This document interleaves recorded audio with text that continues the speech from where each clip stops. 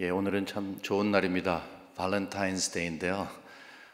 여기 부부들 여기 와서 앉아 계시는 거 보니까 참 좋으시네요. 예, 밖에 나가서 디너도 하실 수 있고 다른 시간을 가질 수도 있는데 이런 데서 참 더 좋은 곳에 오셔서 함께 예배드릴 수 있는 모습을 보니까 마음이 참 기쁩니다. 여러분의 가슴 속에 또 가정 속에 발렌타인스데이를 맞아서 세속적인 것이지만 하나님께서 여러분을 사랑하시는 것을 항상 느끼시고 또 누리시면서 하나님의 사랑으로 행복하시기를 주님의 이름으로 간절히 축원합니다. 예, 아멘이 자연히 커지게네요. 예, 감사합니다. 예, 그럼에도 불구하고 오늘 아시다시피 우리 플로리다의 그 파크랜드라고 하는 곳의 고등학교에서 이제 이 총격 사건이 있었어요. 그래서 저녁 현재까지 17명이 사망을 했다고 합니다. 많이 다쳤고 이제 계속 이 정말 안전한 곳이 없어지는 이 미국 또 우리 조국을 위해서도 많이 열심히 기도를 해야 되겠다 하는 생각을 갖습니다. 한국에 있는 한 대형 교회에서 사도행전 29장 프로젝트라는 것을 이제 외치기 시작을 했습니다. 여러분, 사도행전은 모두 몇 장입니까? 28장이죠. 예, 맞습니다. 28장이에요. 사도행전은 28장으로 끝나는데 이제 29장이 뭐냐? 이제 거기에는 교회가 이런 생각을 했어요. 비록 사도행전이 28장으로 끝나지만 사도의 행전은 지속되었다. 그러므로 성경이 기록된 이후에도 계속해서 사도들의 그 복음의 행전이 있었기 때문에 지난 2000년 동안에 그 모든 사실들이 기록이 되어 있고 이 시대에도 사도의 행전과 버금가는 일들이 우리 교회를 통해서 이루어져야 하는데, 그러므로 우리가 사도행전 29장의 주역이 되자, 사도행전 29장을 쓰는 장본인들이 되자, 주인공들이 되자, 이런 의미를 가지고 그렇게 시작을 한 것입니다. 실행하는 방식에 있어서 약간의 무리 때문에 이 잡음도 조금 있었지만 이제 공감이 가는 부분이 많이 있었다 생각을 합니다. 각 시대 교회는요 모두가 다 최선을 다해서 그 시대의 복음을 전하는 방법과 또 대상과 또 여러 가지 상황을 만들어 가지만 복음은 하나이죠. 사도들에게 전달받은 십자가의 복음이죠. 그 십자가의 복음을 전달받아서 그 다음 세대에 전달하고 계속 전달했기 때문에 그런 이 생각을 하게 되면은 우리도 사도행전 29장의 주인공들이다 하는 그런 의미적인 이 공감이 생길 수 있는 것 같습니다. 우리 지난주에 살펴본 것처럼 이제 사도행전의 저자는 누가이죠. 사도행전의 저자는 의사였던 누가인데 누가복음과 함께 이 사도행전을 하나의 패키지로 그렇게 적었던 사람입니다. 특징은 뭔가 하면 마태, 마가 그리고 요한복음 이 기록한 이 세 사람들은 예수님과 함께 지냈던 사람들이에요. 예수님의 제자들이죠. 예수님이 직접 그들을 부르셨고 또 그들에게 훈련을 하셨어요. 그렇기 때문에 그들은 본인이 경험했던 예수를 그냥 기록을 한 것입니다. 물론 성령의 도우심을 받아 한 것이지만 예수님이 이렇게 말씀하셨습니다 하면은 그 말씀하셨던 모습을 이렇게 생각하면서 기록했을까요? 예수님이 이런 기적을 베푸셨습니다 라는 것을 기록하면서는 막 가슴이 뜨거워졌을 거예요. 막 꿈틀꿈틀했을 거예요. 그 장면이 생각이 나서. 하지만 누가는 직접 그 자리에서 예수님께서 행하신 일과 또 말씀하신 것을 직접 보고 전해 들은 사람이 아니었다는 것입니다.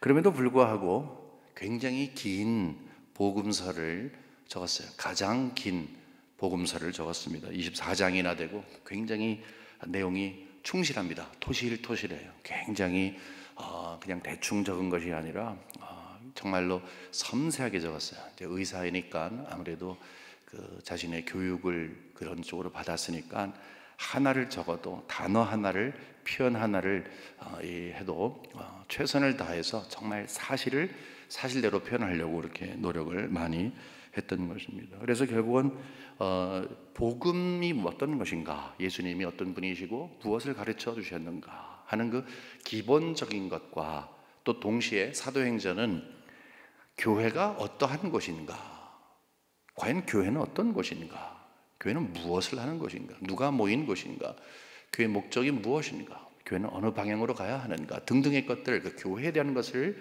적은 것이죠. 그럼 복음을 전해 들은 자가 교회가 되어서 교회가 구성이 되고, 그래서 결국은 누가복음의 복음과 사도행전에 나타난 교회가 하나의 패키지가 되어서 우리의 삶을 유추해 보게 될 때 우리는 전혀 예수님을 몰랐던 자들이지만 복음을 듣고 그 다음에는 교회에 속해서 교회 생활을 하면서 우리가 조금 전에 말씀드린 것처럼 사도행전 29장을 써나가는 주인공이 될 수 있다는 것입니다. 근데 전해 들은 것을 남에게 말을 할 때는요, 우리는 의도가 있든지 없든지 실수를 할 때가 있어요. 여러분 그런 게임 아시는지 모르겠어요. 정확한 그 이름을 모르겠는데 단어를 전달하는 게임이에요. 몇 명이나 상관없고 모두가 다 이제 한 줄로 서서 저쪽을 보고 있는데 맨 끝에 있는 사람만 이제 톡톡 쳐갖고 돌려냅니다. 그래서 무엇인가 단어를 가르쳐 줘요. 근데 말로 하는 게 아니라 막 몸짓으로 하게 되는 거예요. 그러면 그 사람이 알아들었다고 한 다음에 또 본인이 듣고 그 사람이 톡톡 쳐갖고 그 다음 사람을 돌려놓고서 그 다음에 또 몸짓을 하는 거예요. 여러분 아실 거예요. 그런데 아주 쉬운 단어, 예를 들어서 원숭이 같으면 굉장히 쉽습니다. 그렇죠? 그냥 뭐 이것만 하면 되니까 이제 할 수는 없는 거고. 한번 할까요? 네, 하면 안 되겠죠? 뭐 코끼리, 뭐 그러면은 뭐 이렇게 훅 하면 이거 돼요.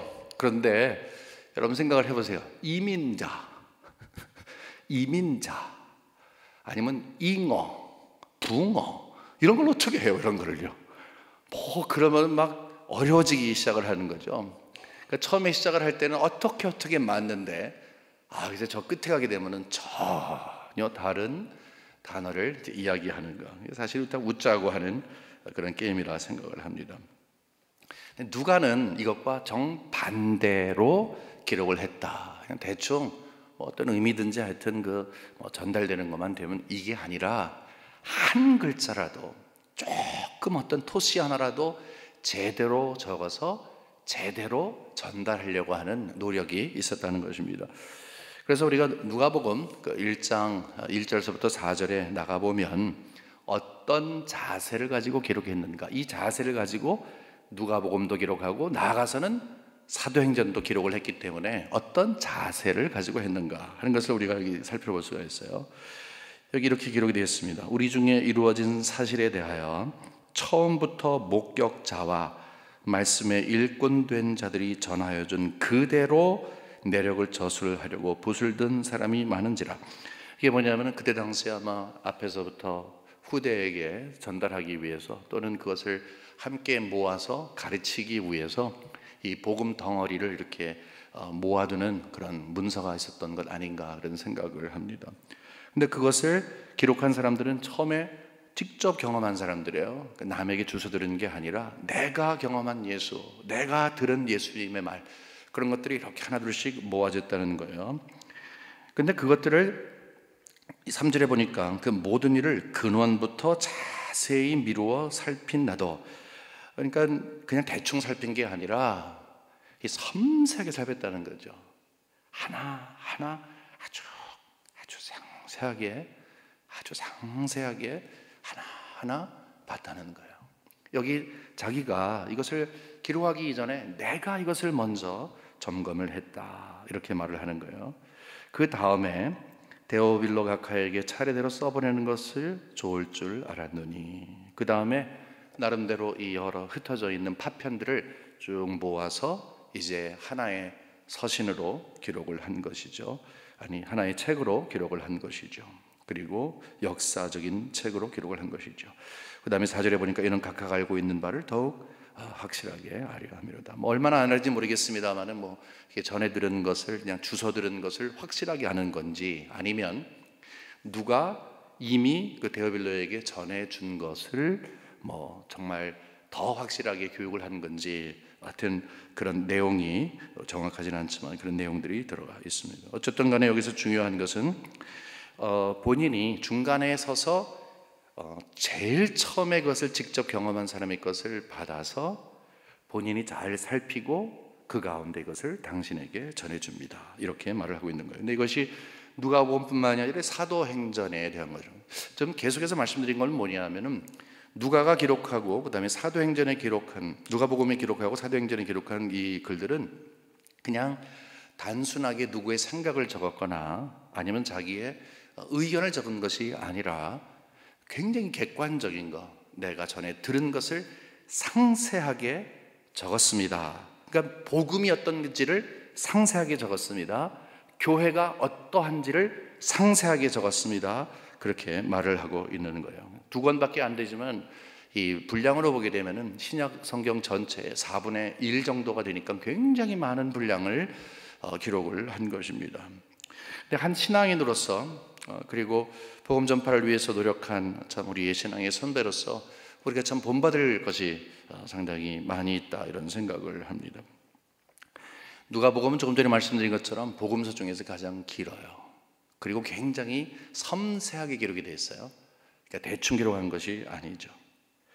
그러니까 누가도 복음을 이해할 때 그냥 대충 이해한 것이 아니라는 것이죠. 그러니까 우리가 복음을 이해한다 했을 때 예수님이 십자가에 달려 돌아가셨습니다. 그리고 3일 만에 부활하셨습니다. 가장 기본적인 것은 사실이죠. 하지만 그 정도가 모든 것에 이 집합체가 돼서 이제 요약이 될지는 몰라도 그 아주 짧은 한마디가 대단한 파워가 있지만 그것이 복음의 전부가 아니라는 거예요. 예수님에 대해서 알아야 할 것들이 엄청나게 많다는 거예요. 여러분 예수님 잘 아십니까? 예수님을 그냥 간단하게도 설명할 수 있지만 예수님에 대해서 이렇게 정말로 디테일하게 상세하게 기록을 한 것은 우리 예수 믿는 사람들, 예수를 제대로 이해하기 위해서는 예수에 대해서 잘 알아야 합니다. 분명히 알아야 하고 많이 알아야 합니다. 많이 안다는 것은 많이 아는 것을 자랑하는 것이 아니라 그분이 누구인지를 알면 알수록 우리가 그분을 더 사랑하고 그분의 말씀 가운데 거할 수 있으니까 나는 내가 복음을 이해한다 할지라도 항상 복음에 대해서 정말 이 갈증을 가지고 열린 마음을 가지고 항상 말씀을 가까이 하고 탐구하고 읽고 묵상하고 이해하고 삶 속에 적용하고 하는 것이 내 삶 속에 이어져야 하는구나. 내가 지금까지 아는 거가 다가 아니라 계속해서 말씀을 배워가야 되겠구나. 이러한 도전을 우리에게 주는 거예요. 교회도 마찬가지예요. 여기 기록되어 있는 것이 사도행전 28장까지 쭉 기록되어 있는데 교회가 어떻게 세워지고 그 교회에서 무엇을 하고 그 뒤에서 역사하시는 하나님의 손길을 보면서 자꾸 하나하나 공부하게 되면요, 교회에 대한 이 청사진이 이렇게 그려지게 됩니다. 여기에서 우리가 정말 교회를 지금까지 여러분들이 뭐 10년, 20년 아니면 평생토록 다니신 분 계신데 내가 생각하는 교회도 굉장히 중요하지만 그냥 너무 우리가 수동적으로만 교회에 그냥 들랑들랑 하는 거 그러니까 이래야 되지 않겠습니까? 저래야 되지 않겠습니까? 참 건설적인 제안을 하고 또 거기에 맞춰서 우리가 힘을 합치는 것은 굉장히 중요한 일이라 생각을 합니다. 하지만 교회는 우리에게 이미 말씀으로 주어진 거예요. 사도행전을 쭉 읽어가다 보면은 아하, 교회가 이런 거구나, 내가 몰랐던 교회가 이런 거구나 라고 하는 도전을 받게 되는 것이죠. 그러니까 적어도 복음에 대해서 이렇게 디테일하게 정말로 섬세하게 기록을 하고 교회에 대해서 이렇게 기록을 하면서 우리들에게 도전을 주는 것입니다. 그런데 더 놀라운 것은 이것이 데오빌로라고 한 사람을 향해서 기록이 되었다는 거예요. 물론 하나님께서 데오빌로에게 보낸 이 글을 정경에 넣으셔서 이제 우리 성경 안으로 넣었지만 적어도 누가가 이것을 기록을 할 때는 한 사람을 가슴에 품고 기록을 했다 하는 것입니다. 아마 이 의사라고 하는 직업 때문인지 좀 고위직에 있는 사람들을 만났던 것 같아요.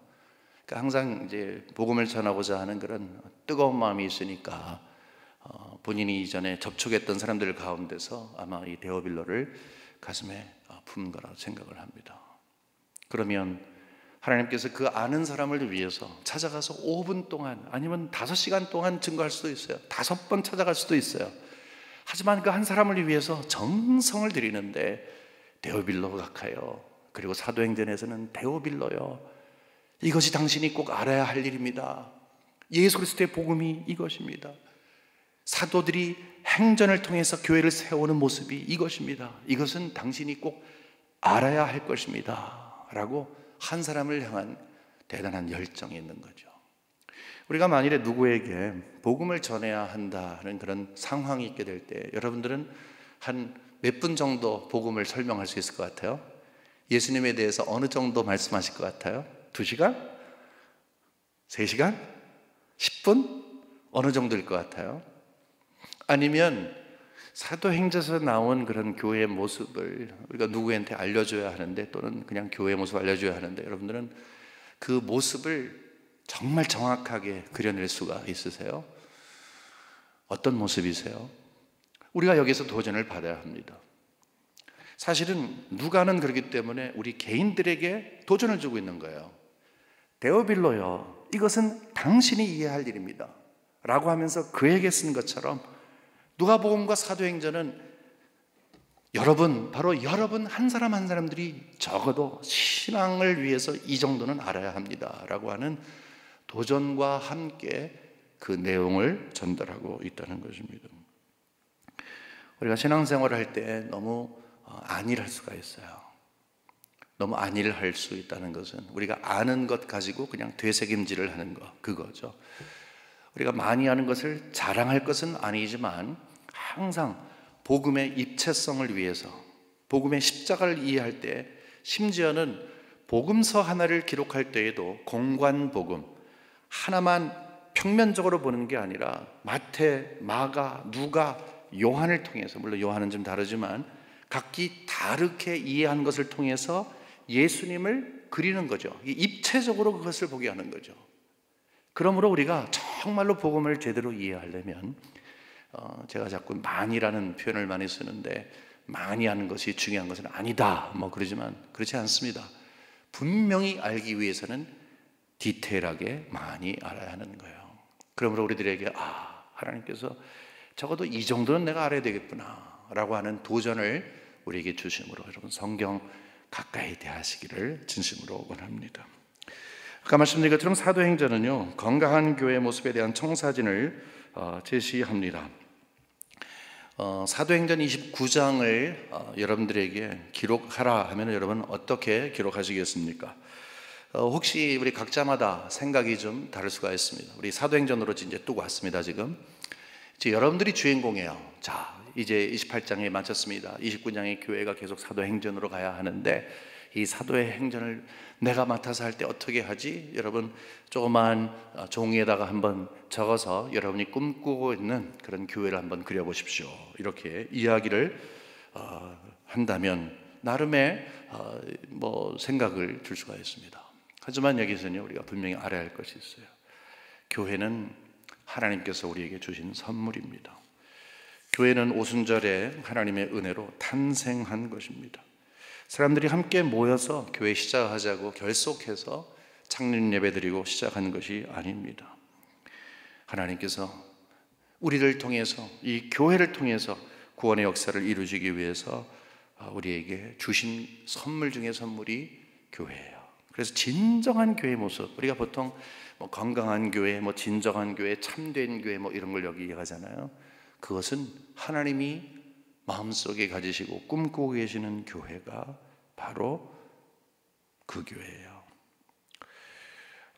제가 어렸을 때 다니던 교회에서 이제 초대교회로 돌아가자라고 하는 그런 표어를 이 상시표로 했어요. 그러니까 이것은 이 흔들리고 매년마다 바뀌는 게 아니라 그냥 교회 모토로 삼았던 그런 것이 있습니다.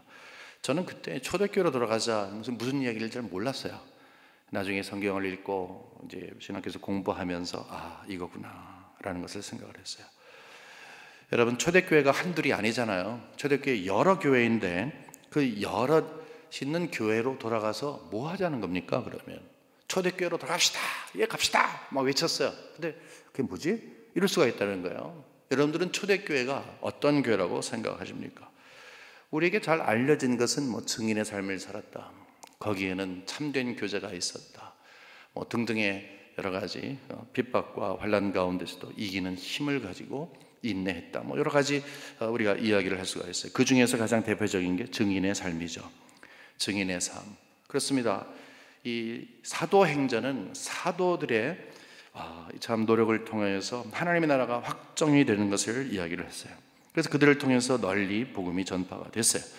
그러니까 우리는 사도행전을 읽으면서 그러므로 우리도 증인이 됩시다, 이런 이야기를 우리는 유추해낼 수 있습니다. 또 유추해야 하는 것입니다. 우리는 교회로서 증인의 삶을 삽시다, 나가서 빨리 복음을 전합시다 하는 것이 우리의 쉬운 결론일 수가 있습니다. 자칫 잘못하면 우리 교회가 증인의 삶을 삽시다 하는 것에 교회와 증인의 삶을 너무 빨리 연결시켜 놓기 때문에 정말로 중요한 거 하나를 빼놓을 수가 있어요. 그것은 뭐냐면 교회, 증인의 삶 앞에 오는 거예요. 그게 앞에 와야 하는 게 있어요. 그것이 온 다음에 교회가 있고, 그 다음에 뭐 증인의 삶, 뭐 교제의 삶, 뭐 어떤 삶 그런 것이 있다는 것이죠. 그것이 뭔 줄 아세요? 기다리는 거예요. 기다리는 거. 기다리고 그 다음에 교회인 것입니다. 오늘 4절에 보면 이런 말씀이 있어요. 사도와 함께 모이사 그들에게 분부하여 이르시되 예루살렘을 떠나지 말고 내게서 들은 바 아버지께서 약속하신 것을 기다리라. 기다리는 거죠. 마음이 급해요 지금. 그러나 기다려라. 빨리 교회를 세워야 되는데요. 그러나 기다려라. 빨리 증인의 삶을 살아야 하는데요. 그러나 기다려라. 지난주에 우리가 본 것처럼 가장 소중한 약속, 성령을 이야기하는 것이죠. 여러분, 교회가 교회되기 위해서는요, 기다려야 합니다. 기다릴 수 있어야 되는 것입니다. 우리 한국 사람들은 기다리는 거 굉장히 힘들어하죠. 저도 마찬가지예요. 이 사탕을 먹으면 한 번도 끝까지 쪽쪽 빨아먹은 적이 없는 것 같아요. 결국 우두둑우두둑 씹어 먹어요. 그거 뭐 원수였다고 그렇게 아그작 갈아서 먹는지 모르겠어요. 또 여러분, 수련회 가게 되면 우리 밤에 컵라면 먹잖아요. 항상 제가 말은 안 하지만 재밌는 게 있어요. 뜨거운 물 부어놓고 뭐 몇 분 기다리라고 하는데 거의 대부분 끝까지 안 기다려요. 어느 정도 기다린 다음에 넣은 다음에 딱딱한데 그걸 막 휘저어가지고 이렇게 부드럽게 만들어요. 조금만 더 기다리면 되는데 할 수 없이 우리 한국 사람들은 참 기다리지를 못하는 것 같습니다. 근데 우리 한국 사람만이 아니에요. 여러분 그거 아세요? 옛날에는 정거장에서 차 탈 때 기다리지 못해갖고 막 가고 막 우왕좌왕인데 요즘은 그러지 않습니다. 얼마나 질서를 잘 지키는지 몰라요. 한국 정말 많이 선진국화 됐습니다. 근데 전 세계적으로 모두가 다 기다리지를 못해요. 가장 기다리지 못하게끔 한 것이 패스트푸드예요. 패스트푸드. 맥도날드에서 시작하던 이제는 던킨 도너츠도 그렇게 해요. 그뿐입니까? 컴퓨터 옛날에는 286에서 386만 나와도 와 빠르다. 지금은 뭐 탁 켰는데 뭐 안 나오면 난리가 나죠. 핸드폰은 어떻고요? 누르면 금방 나와야 되는, 기다리지 못하는 이 시대입니다. 기다린다는 것은 굉장히 힘들어요. 그래서 기다린다 하게 되면 이렇게 생각을 할 수가 있습니다. 여러분, 기다린다고 하는 것은 하나님께서 명령을 하신 일이에요. 너희들이 진정한 사도행전의 역사를 쓰기 원한다면 너희들은 기다려라. 뭘 기다려요? 성령을 기다리는 것입니다. 그러므로 함께 기다리고 기다리던 그 성령을 받음으로 그들 머릿속에 꽉 차 있는 것이 있어요. 교회는 그냥 우리가 바쁘게 시작하는 것이 아니구나. 의무감을 갖고 책임감을 가지고 열심히 뛰어가는 게 아니구나. 기다려야 하는구나. 성령이 우리에게 오셔야 하는구나. 성령이 임재한 다음에 교회가 시작이 되었다. 이것이 성경에 기록된 것뿐만이 아니라 그것이 교회의 원리의 가장 첫 번째라는 것이죠. 기다려라. 그 다음에 교회가 생긴 거죠.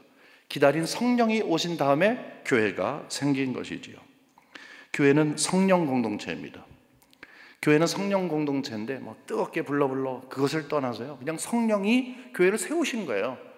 성령이 교회를 주도해 나가시는 거예요. 사람이 아니라는 것이죠.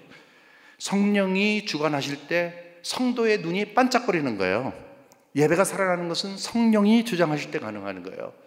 교회에 여러 가지 사명들이 있는데 그 사명을 기쁘게 하는 것, 그리고 마음의 행복감을 가지고 신앙생활하는 것, 그것은 성령이 하시는 거예요. 교회의 모든 일의 출발점은 기다리는 거고요, 그 다음에 기다리는 것을 받는 성령이 임하신 이후에 그것이 가능한 것이기 때문에 그래요. 이런 질문할 수 있어요? 성령이 없는 교회가 있을 수 있나? 예, 있습니다. 하나님께서 보시기에는 교회가 아니지만 우리가 생각할 때는 얼마든지 교회라고 생각을 할 수가 있는 거예요. 하나님이 꿈꾸시는 교회는 성령으로 출발한 교회예요. 그러므로 사도행전은 사실은 성령 행전입니다. 하나님께서 여기에서 기다려라 하는 것은 모두에게 꿈을 꾸게 하시는 거예요. 마음속에 무엇인가 정말 보글보글거리는 그 날을 기다리면서 있길 원하는 거예요. 교회가 탄생이 된 이후에 앞으로 내가 어떻게 할 건가, 우리가 어떻게 할 건가, 이런 것을 꿈꾸면서 있을 때 가장 중심에 뒀던 것이 뭐라고요? 성령께서 주장하시는 성령의 행전을 기대하게끔 하시는 거예요. 교회다운 교회는 그렇기 때문에 여러 다른 요소들도 있지만 가장 먼저 중요한 것은 성령이 임재하는 교회인 것입니다. 성령이 임해야 교회다워지고, 성령이 임한 교회가 제대로 증인의 삶을 살게끔 하는 것이기 때문에 그렇습니다. 제자들이 예수님이 돌아가신 다음에 크게 실망을 해서 있었죠. 근데 그들은 증인으로 부르심을 받은 거 아니겠습니까? 교회 증인, 이렇게 되면 증인의 삶을 살아야 하는데 아직 그들은 뭐 교회도 탄생도 안 했지만 성령하고 상관이 없을 바로 그때입니다. 누가복음 24장에 보게 되면 이제 여인들이 나오죠. 극성이었어요. 그래서 예수님의 무덤에 찾아갔어요. 머릿속에 생각할 때 예수님이 돌아가셨구나, 시체 보러 간 거죠. 제자들은 저기서 모여 있으면서 우리 예수님이, 우리 선생님이 돌아가셨구나, 그냥 그렇게 지금 땅을 치고 있었던 거예요. 우울하고 굉장히 절망적인 거예요. 근데 여인들이 딱 찾아갔는데 거기서 예수님이 부활하신 것을 알게 된 거예요. 만난 거예요. 그러니까 막 뛰어가지고 가서 제자들에게 알려줍니다. 예수님, 부활하신 예수님을 만났어. 그때 뭐라고 반응했는 줄 아세요? 왜 그래? 요즘 말로 하기면 왜 정신이 이상해졌어? 그런 말을 한 거예요. 온전하지가 않았다, 이렇게 얘기를 해요. 그게 현실이었어요.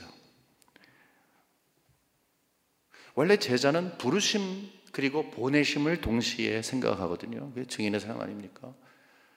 예수님이 부르셨잖아요. 그리고 보내신 거 아니에요. 근데 가야 할 사람들이 부르신 것까지는 되는데 못 가는 거예요. 뭘 증거하겠어요? 부활도 믿지 않는데. 하지만 여러분, 놀란 일이 있죠. 그들이 변했어요.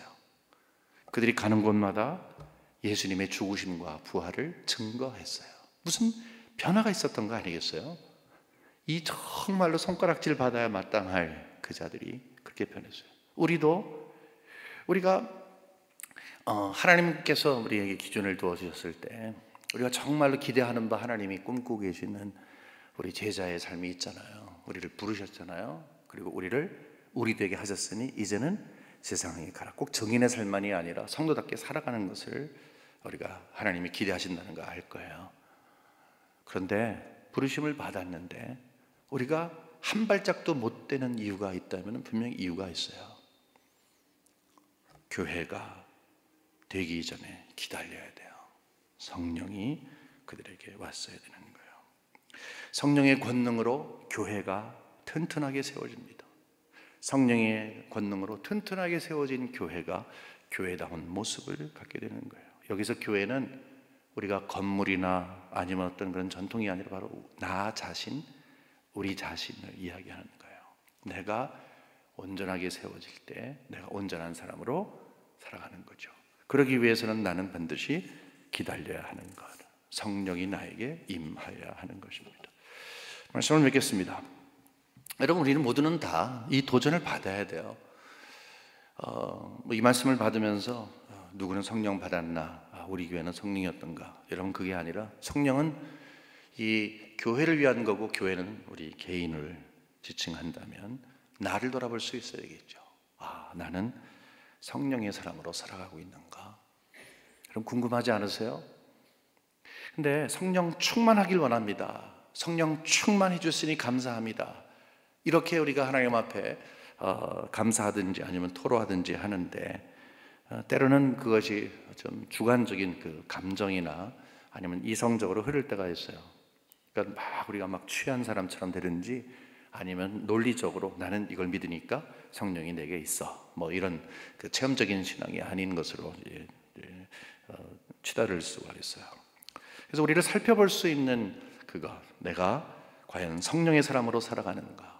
그래서 주여 나를 성령의 사람으로 살게 하여 주시옵소서. 여러분, 우리가 기도가 절로 나오잖아요. 그럴 때 나를 살펴봐야 되겠죠. 요한복음 16장 8절에 보면 이런 말씀이 있어요. 그가 와서, 성령이 오셔서 죄에 대하여 의에 대하여 심판에 대하여 세상을 책망하시리라. 성령으로 우리가 충만하게 되고 성령의 사람으로 살아가게 하옵소서라고 했을 때 내 마음속에 다른 사람은 몰라도 적어도 이 세 부분은 분명해야 된다는 거예요. 첫째는 내가 죄인인 것을 인정하는 거예요. 성령은 우리들에게 나를 사실대로 가르쳐 주는 거죠. 정말로 지금까지 신앙생활하면서 나는 내가 죄인이라는 생각 한 번도 안 했습니다. 성령 없는 것이죠. 성령이 여러분에게 있는 게 아니에요. 그렇지만 나를 살펴볼 수 있는 그 눈, 하나님 앞에서 정말 내 벌거벗은 모습, 하나님 나는 버러지 같습니다. 나는 아무것도 아닙니다.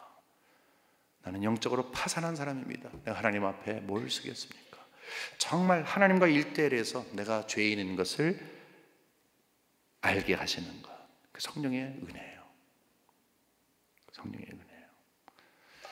두 번째는 의에 대하여, 내가 예수 그리스도의 의를 통해서 그가 나를 위해 십자가의 죽으심으로 내가 구원을 받았습니다. 내 의가 아닙니다. 그러니까 내가 죄인인 것을 알 때에는 십자가로 가는 거죠. 그러니까 십자가를 의지하는 믿음이에요. 그것은요, 여러분, 십자가를 의지하는 믿음이 나에게 있다. 여러분 가운데 성령의 사람으로 살아가시는 것입니다. 기도할 때만 성령을 찾는 것이 아니라 삶 속에서 찾는 거예요. 여러분의 머릿속에, 삶 속에, 여러분 신앙의 틀 속에 예수 그리스도의 보혈의 공로가, 그 파워가 여러분을 주장하고 있다면 여러분은 성령의 사람으로 살아가는 것입니다. 그리고 그렇게 성령의 사람으로 살아가셔야 하는 것입니다. 죄에 대해서, 의에 대해서, 그다음에 심판에 대해서, 이 세상을 염세적으로 생각하는 것이 아니라 모든 것은 다 지나갈 것이다. 하나님 앞에 설 것을 나는 기대하면서 산다. 이 마음을 갖는 거, 아무나 이런 생각 같지 않죠? 어떻게 그런 생각을 해요? 다 이 세상에서 뭔가 한 자리 하고 싶고 남들보다 좀 높은 자리에 가고 싶고 하나님으로 도와주세요 그러죠. 나는 이 세상에 있는 가치를 2차적인 것으로 보고 주님 앞에 설 것을 최고의 가치로 봅니다. 여러분, 이거 쉬운 게 아니죠. 그러므로 나는 성령의 사람으로 살아가기를 원합니다 라고 했을 때 우리는 이것을 분명히 봐야 돼요. 성령은 우리들에게 변화를 줍니다. 성령이, 그 기다렸던 최고의 선물인 성령이 우리에게 오시면 우리를 교회되게 하시는 거예요. 자연스럽게 되게 하는 거예요. 성령이 주관하시는 교회로서 내가 살면 자연스럽게 증인이 되는 거예요. 성령이 없이 증인으로 살아간다? 그런 거 없습니다. 그러면 무리만 하게 돼요. 좌충우돌하게 되는 거예요. 성령은 흐르게 하는 거예요. 성령은 함께 하게끔 하는 거예요. 내가 진정한 하나님의 백성으로 살기 위해서 나는 작정을 했습니다. 성령이 근데 누구예요? 이런 말을 할 수 없다는 것이죠. 성령이 나에게 임하시면. 그러므로 여기에서 우리는 그 증인의 삶을 살아야 하는, 신앙인의 삶을 살아야 할 그 자들에게 하나님께서 불쌍히 여겨주셔서 성령을 선물로 허락하시고 이제 그것이 교회의 기초가 되게 하셨어요. 여러분, 혹시나 또 이것을 교리적으로 생각해서 이해하신다면 다행이지만 여러분, 교리적으로 이해할 문제가 아니에요. 교리적으로는 얼마든지 말할 수가 있죠. 난 죄인입니다. 이래서 죄인입니다. 아담이 어떻게 되고 두 번째 아담의 뉴스가, 그렇죠? 십자가는 이런 것입니다. 그게 아니라 정말로 내가 하나님의 그 은혜 앞에 꼬꾸라져서 나는 죄인입니다. 근데 십자가밖에 없습니다. 십자가에 묶여 사는 것이 나의 정말 큰 힘입니다. 근데 하나님께서 불쌍히 여기셔서 이 세상에 있는 것들 다 뒤로 해도 주님 바라보며 목적하며 가는 것을 정말로 마음속에 새기게 하여 주시옵소서.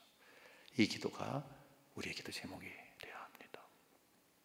기초부터 시작을 해야 하는 우리, 혹시 이것이 우리에게 튼튼하게 있다면 하나님께 감사드리고, 한 번도 여러분의 신앙생활에서 성령이 나에게 임하심으로 내가 나되고, 그리고 내가 하나님의 사람으로 살아가는 것에 대해서 고민하지 않으셨다면 오늘 밤에 여러분 고민하십시오. 성령의 사람으로 살아가는 것에 대해서도 함께 고민하시기 바랍니다. 사도행전은 성령 행전입니다. 여러분은 사도행전 29장의 주인공으로서 성령 행전을 함께 써가는 믿음의 동역자들입니다. 기도합니다. 하나님 아버지, 저희들이 하나님 앞에 섰습니다.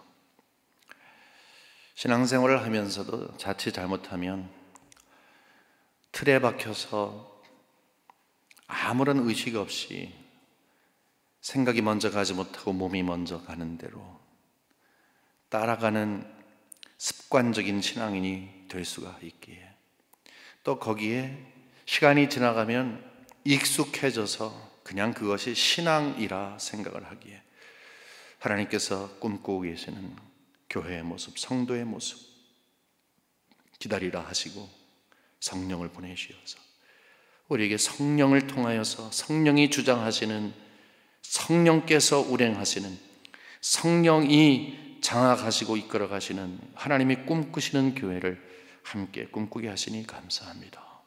주여, 머릿속인 저희들 가운데 말씀을 들으면서 많은 생각이 있었을 것입니다. 나는 과연 어떤가? 하나님, 말씀을 들으며 성령께서 만일 위로하셨다면 큰 위로를 허락하시고, 찔림을 주셨다면 찔림을 주님께서 더 깊이 허락하시고, 이제는 우리 모두가 다 귀한 말씀을 들었나이다. 성령으로 살아가야 합니다. 성령이 우리를 충만케 하여 주시고, 혹시 정말 우리 삶 가운데서 한 번도 성령에 대한 구체적인 고민이 없었다면 성령이여 그 마음속을 찾아가시어서 좌정하시고 충만케 하여 주시옵소서. 예수님의 이름으로 간절히 기도합니다. 아멘.